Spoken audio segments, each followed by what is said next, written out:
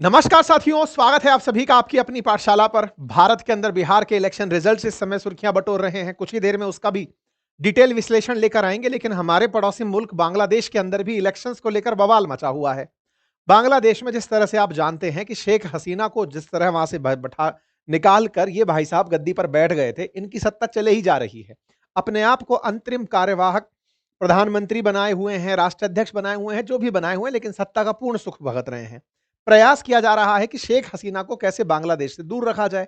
और इनको सपोर्ट चीन भी कर रहा है, तो अमेरिका भी कर रहा है, और चाइना का सपोर्ट तो इनको इन दिनों यहां पर चिकन नेक को लेकर के मिल रहा है। तमाम दिक्कतों के बीच में पाकिस्तान का इनके साथ बढ़ता प्रेम, भारत की जहां एक और चिंता है, वहीं दूसरी ओर बांग्लादेश के अंदर होने वाले भविष्य के चुनावों से पहले शेख हसीना वहां चुनाव लड़ पाएंगी या नहीं, ये भारत की चिंता है। क्योंकि शेख हसीना जिस तरह से इनके देश में ट्रायल का शिकार हो रही हैं, या जिस तरह से केस दर केस उन पर किए जा रहे हैं, भारत में इस बात का फिक्र है कि शेख हसीना अगर पार्टिसिपेट ही नहीं करी तो जनता की राय बांग्लादेशियों को पता कैसे चलेगी। क्या बांग्लादेश के सभी लोग मोहम्मद यूनुस जैसा सोचते हैं, या फिर उन्हें भी शेख हसीना की जरूरत है? बस यही सोच करके समझिए कि आज जो हम चर्चा कर रहे हैं वो उस प्रोटेस्ट की है, जहां पर शेख हसीना समर्थकों ने पूरी तरह ढाका को लॉक कर दिया।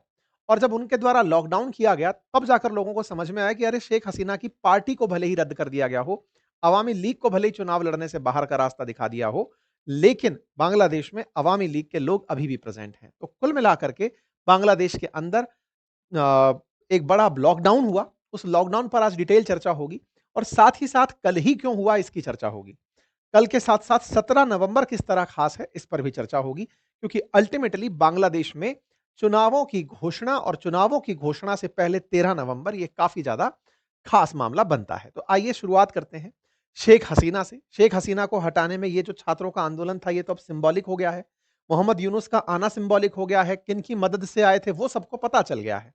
असल में शेख हसीना जब यहां से निकली, जब पिछले साल जब अगस्त 2024 में, तो उनके ऊपर बहुत सारे केसेस लाद दिए गए। केसेस में 23 केसेस शेख हसीना पर 21 अगस्त तक लाद दिए गए। अरेस्ट वारंट जारी कर दिया गया। साथ ही साथ पे उन पर कई तरह के क्रिमिनल चार्जेस लगा दिए गए। कहा गया कि आपने भारत की सरकार के साथ मिलकर देश के खिलाफ कॉन्स्पिरेसी की है, आपने मसैकर किया है। इंटरनेशनल क्राइम ट्रिब्यूनल नाम से एक ट्रिब्यूनल चलाया गया, जो कि बांग्लादेश का ही है, लेकिन इंटरनेशनल नाम दे दिया गया, और शेख हसीना के खिलाफ खूब सारी चीजें निकाल दी गई। पार्टी के खिलाफ इतना जबरदस्त गुस्सा कि 400 से अधिक आवामी लीग के लोगों को मार दिया गया। बांग्लादेश ने आरोप लगाया कि शेख हसीना $5 बिलियन से ज्यादा का भ्रष्टाचार करके निकली हैं। बांग्लादेश में ये सारी बातें चल रही थी। इसी बीच में आवामी लीग चुनाव नहीं लड़ेगी ऐसा कह करके उस पर पाबंदी लगा दी गई। शेख हसीना पर 6 महीने की जेल शुरुआत में दी गई। और तो और इनके द्वारा जो भी कार्य शेख हसीना की पार्टी के खिलाफ किए जा रहे थे, उसे यूनाइटेड नेशंस ने भी तारीफ में लिया कि बहुत बढ़िया कर रहे हो, क्योंकि शेख हसीना जिस तरह से लोगों को गायब करती थी, आप उनके खिलाफ एक्शन ले रहे हो। खैर कोई बात नहीं साहब, ये सब कार्यक्रम चलते रहे। इसी बीच में दिन आया कि शेख हसीना पर जितने भी केस किए गए हैं, उनका फैसला सुनाया जाएगा। फैसले की तारीख रखी गई 13 नवंबर, जो कल थी। असल में 13 नवंबर को फैसला नहीं आना था। 13 नवंबर को यह तय होना था कि फैसला कौन से दिन आएगा, जो तय हो चुका है 17 नवंबर। 13 नवंबर को यह फैसला कि फैसला 17 नवंबर को आएगा, यह होना था। तो 13 नवंबर को शेख हसीना के समर्थकों ने सड़कों पर जाम लगा दिया। इतने सारे आरोप इनके ऊपर लगाए, मानवता के खिलाफ, लीथल फोर्स इस्तेमाल, टॉर्चर, एक्स्ट्रा जुडिशियल किलिंग, तमाम प्रकार के इनके ऊपर आरोप लगाकर इनके साथ में उनके साथियों को भी आरोपी बनाकर डाल दिया गया। इसी के चलते बांग्लादेशी आवामी लीग, जो कि पार्टी है शेख हसीना की, उसके द्वारा कल यानी 13 नवंबर को बांग्लादेश की राजधानी ढाका में एक बंद बुलाया गया। इस बंद के लिए इन्होंने प्रॉपर तरीके से लोगों को बताया कि हम ये बंद क्यों बुला रहे हैं। बंद हुआ और बंद में लोगों का समर्थन हुआ। लोग प्रॉपर तरीके से घरों में रहे। ये जो शांति दिख रही है तस्वीरों में, ये समझ में आती है। शेख हसीना ने इसी बीच में आरटी को, जो कि रशिया का न्यूज़ चैनल है, उसको एक इंटरव्यू दिया, और उन्होंने अपनी तरफ से ये बात कही कि फ्री और फेयर प्रकार का इलेक्शन अगर नहीं करा सकता बांग्लादेश, तो अल्टीमेटली मोहम्मद यूनुस आकर के भी क्या कर लिए। फ्री फेयर तो तभी है जब सबको पार्टिसिपेट करने का मौका दिया जाए। ऐसा कैसे संभव है कि आप हमें इलेक्शन में ही ना उतरने दें और इलेक्शन की घोषणा कर दें।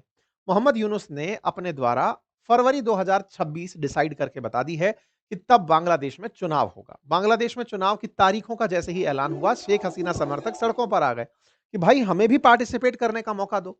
और बांग्लादेश के अंदर जिस तरह से ये काम हो रहे हैं, उनसे देखकर लग रहा है कि पहले शेख हसीना को हमेशा के लिए बैन करो, इस तरह से कि शेख हसीना वापस ना आ पाए, और फिर चुनाव कराओ। बोले अगर ऐसा होगा तो हम प्रतिरोध करेंगे। लेकिन हुआ ये कि शेख हसीना के समर्थक सड़कों पर थे तो मोहम्मद यूनुस ने जिन जमात के लोगों को, जो कट्टरपंथियों को बैन से बाहर किया था, वो लोग भी सड़क पर उतर आए और उन्होंने शेख हसीना के बुलाए हुए बैन में, मतलब शेख हसीना की पार्टी द्वारा बुलाए बैन में खूब सारा उपद्रव मचाया। तो लोग ये समझ ही नहीं पाए कि जो जमात है वो बवाल मचा रही है या अवामी लीग बवाल बवाल मचा रही है। और इस तरह से बांग्लादेश के अंदर खूब सारा डिसरप्शन क्रिएट किया गया। अवामी लीग बाहर आई और उसने कहा कि भाई ये जो आगजनी फैली है ये हम नहीं फैलाए हैं, वो लोग फैलाए हैं, नाम हमारा, बिल हमारे नाम फाड़ दिए हैं। शेख हसीना ने अपनी तरफ से लोगों को ये बात समझाने के लिए कि अवामी लीग बांग्लादेश को क्यों जरूरी है, अपना इंटरव्यू पूरी दुनिया में प्रसारित करवाया।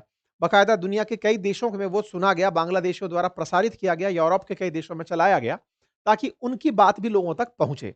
शेख हसीना ने जिस तरह से अपनी बातें रखी वो इसलिए ज्यादा जरूरी हो जाती हैं क्योंकि 17 नवंबर को उनके खिलाफ फाइनल वर्डिक्ट आना है और उस वर्डिक्ट में पहले से तय है कि इन्हें आजीवन कारावास, हो सकता है मृत्युदंड की सजा सुनाई जाए, हो सकता है आजीवन निर्वासित जीवन की सजा सुनाई जाए, हो सकता है बहुत सारे पेनल्टी लगा दी जाए, कभी भी चुनाव ना लड़ने की कह दिया जाए, अवामी लीग के अस्तित्व की समाप्ति का फैसला दे दिया जाए, कुछ भी हो सकता है।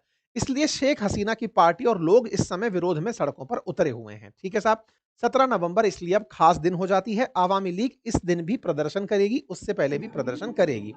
यहां पर शेख हसीना द्वारा दिया गया वो वीडियो इंटरव्यू जो कि लोगों के द्वारा ऑडियो में सुना जा रहा है हेग के अंदर। शेख हसीना का कहना है कि अगर आपको ट्रिब्यूनल चलाना है तो इंटरनेशनल ट्रिब्यूनल लेके चलो, वहां मेरे खिलाफ कोई केस करो, तब समझ में आएगा। अभी फिलहाल मेरे ऊपर जो आप लोग आरोप लगा रहे हो वो केवल फर्जी आरोप हैं।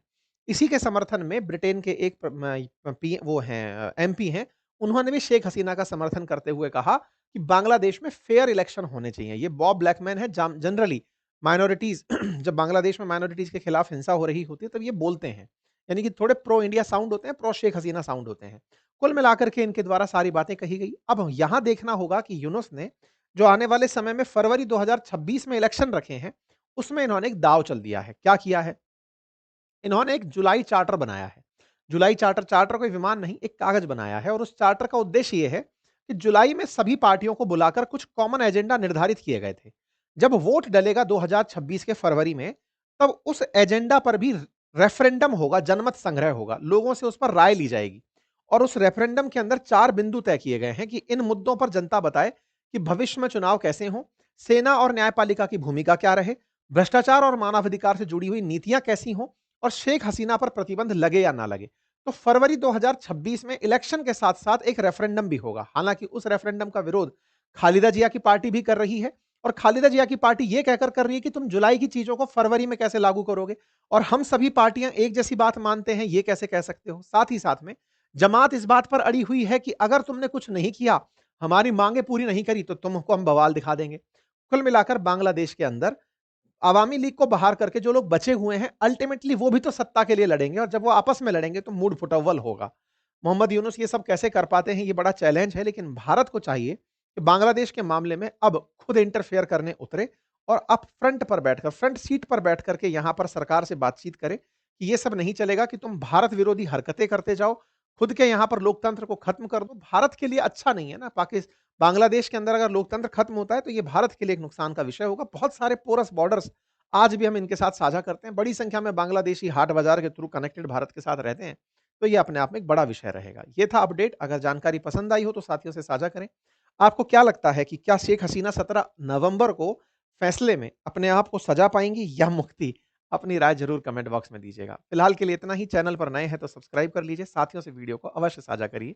हमारी बुक्स उपलब्ध हैं अपनी पाठशाला एप्लीकेशन पर, फ्लिपकार्ट पर, यूट्यूब स्टोर्स पर, आप वहां से उन्हें एक्सेस कर सकते हैं। Thank you.